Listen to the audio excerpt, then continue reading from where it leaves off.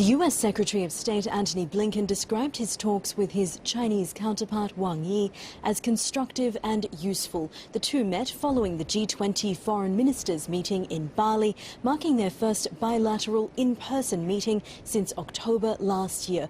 Secretary Blinken described the relationship between the U.S. and China as highly consequential, not just for the two countries, but for the rest of the world as well. And as such, he said the relationship needs to be managed responsibly.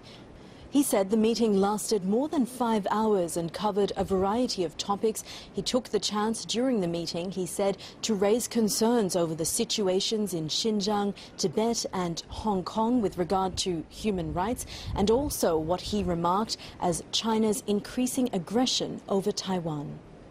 None of these are easy topics, but the United States seeks always to be a consistent voice on human rights and fundamental freedoms, not to stand against China or any other country, but to help advance peace, security, and human dignity.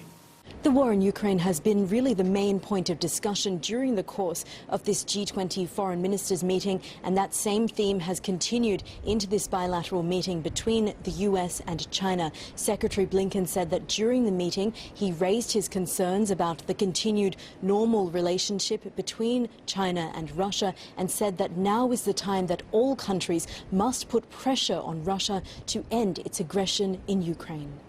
I shared again with State Councilor that we are concerned about the PRC's alignment with Russia.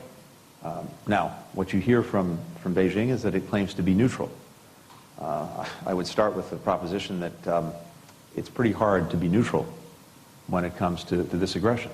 Following the conclusion of this highly anticipated bilateral meeting, both Secretary Blinken and Minister Wang will continue their diplomatic efforts here in Asia. Secretary Blinken will continue on and travel to Thailand, where he will meet with Thailand's Prime Minister and Foreign Minister. Minister Wang, meanwhile, will remain in Indonesia, where he will meet with the Indonesian President.